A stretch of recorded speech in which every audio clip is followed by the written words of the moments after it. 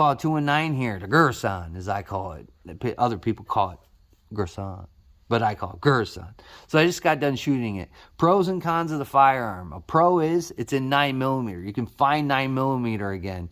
Might not be at the price point that you like, but you can still find it, and you can still shoot it, and you can still practice. So that's a pro.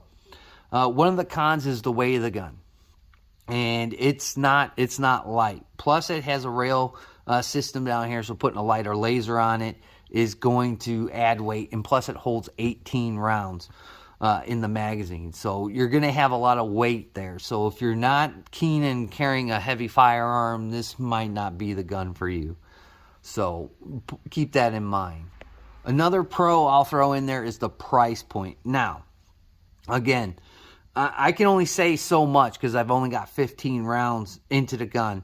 But I bought this, it was in the used gun section. Somebody had bought it and they brought it back like two and a half hours later, and because they didn't like it. It was, it just wasn't their style. So I got a heck of a deal on it. These guns, there's a poopy brown one in the case. Look, just like this, but it was in poopy brown. And I got this cheaper than I did the poopy brown if I bought the poopy brown one right out of the case. You know what I'm saying? So financially, you're not gonna drain yourself of your funds with these guns, because that one was sitting around the poopy brown was sitting around $425, $450, I think, in the case, somewhere in that area. So price point is there. Again, it's a budget gun, but the quality, and I'll give it a pro there, the quality of the firearm is really, really nice. The action is smooth. It's cycled well. I mean, there's a lot of good things that EAA is importing. A con to it is it's made in Turkey. If you can see there, it's made in Turkey. A lot of people do not like Turkish guns, and a lot of people do not like the country of Turkey because of their politics and their political leanings. Me, I don't fall into that kind of realm. I need a gun that works. I need a gun that's going to protect me from the criminal element and things of that nature. So I don't put that much stock into guns where, if we did that, then nobody would buy a Springfield and nobody would have bought a Ruger. So let's just put it that way. Another con to this gun, I don't think it's for everybody. I could probably train a new shooter, somebody that's in their infancy or in the middle road of their firearms, with this gun because of the recoil. It's really light. But having them get used to single, double action, safety decocker, that's a lot of things to kind of throw at somebody. That's why a lot of people, when they train people, everybody's got a Glock. Everybody's got a Canic. Everybody's got a CZ, the polymer CZs, the P10Cs, because they're not so much fluent in safety decocker, hammer fire, single, double action. They're pretty, basic point and shoot. So that might be a little bit of a pro and con in itself. So I'm going to throw that out there. I've shot it. I really like it. I think it held up well with me shooting it. Again, I'm going to need a lot of trigger time behind it, as we can, I'll show you. Like, there's a little bit of take up there. That's it right there. So, in my video, I kind of glanced at the gun because I didn't know, because I was right here, before the break. So, I mean, for the most part, I have to get used to it. I was right here and I was kind of pressing and I didn't know where it was going to go. And there it is. Double action. It's long. It's double action. But the break on it is pretty cool, as you can see here. All right. There. So it's long. It's gritty. I get it. But I'm satisfied with it. I might have to adjust the sights. I noticed I was kind of shooting right with it. So I don't know if that's me or the sights. It could be just me. Again, I have a CZ75, and I'm pretty familiar with that gun. But again, on my CZ, the trigger's way better on it. It's a tad bit more ergonomic for the most part. But again, looking at this gun, looking at the quality, looking at the build of the firearm, I'm pleased with it, with the aesthetics of this gun. It looks appeasing, and it shoots well.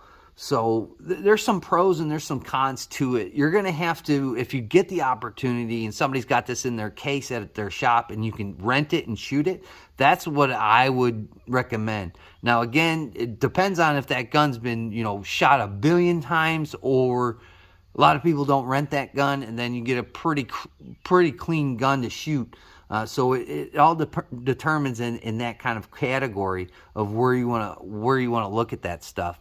But me, I'm satisfied with it. I think this is a pretty good Beretta clone, and it's at a good price point. Everybody talks again about the PT92s and all that jazz, but I'm going to tell you, even with some Berettas that I've messed with over the years, they've been pretty gritty with their trigger, and the action of the slide wasn't, I don't think it was up to Beretta par. And I've seen that with some of the PT92s that have floated in the shop every so often. So me, I'm satisfied with this gun. Again, I don't know how your gun is. All guns are created differently. But this one right here, this gun that I'm shooting now is very, very nice. And I'm glad I got a good deal on it. Again, it's a budget-minded gun. It's not going to break the bank. There's pros and cons that you're going to have to weigh out. For me, this is a gun that I'm probably going to put a lot of rounds through. Again, is it going to be a gun that I'm going to carry every day? Probably not. That's why I have a Glock 26. That's why I have a SIG 365 for a little bit more concealment issues, especially at the job. So, but if you don't mind carrying a heavy gun, this might be something that's that you might be interested in and might be appealing to you. It's appealing to me. Again, it looks nice. It doesn't look like a cheap, budget gun that we've seen for years and years. I've seen some guns that have come through the shop that I don't know why they bought these guns, but the next week they're at the local gun shop because they got traded in. But this one, the quality on it is pretty nice. It's pretty nice. Look there's a little bit of goo coming out of it still. Again, I just hurry up and shot this gun. I wanted to shoot it really bad. Again, I've been shooting that 26 a lot, so this one's kind of taking a back seat. But if you get the opportunity, I highly suggest you try it out. See if it's for you. It may not be. Again, there's pros and cons to every gun, and especially something in this style, this platform, as the running gunners say. So it might be for you. It may not be for you.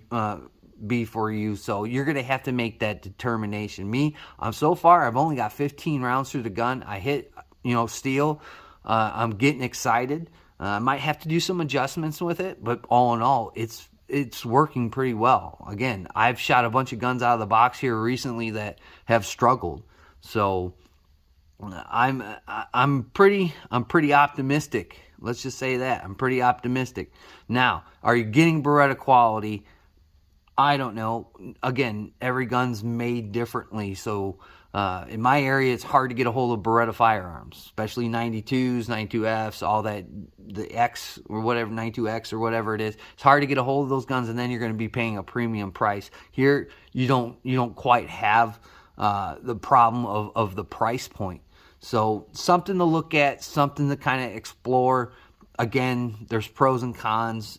Made in Turkey, things of that nature. You just have to find what's best for you to help protect yourself, especially in the times we live on. It's pretty weird out there here the last few years.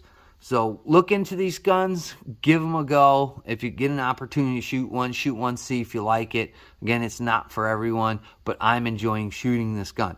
So we'll have to go back to the range, shoot it some more, get acquainted with it. I need some trigger time behind it, just looking at the video. But for the most part, I enjoy shooting this gun.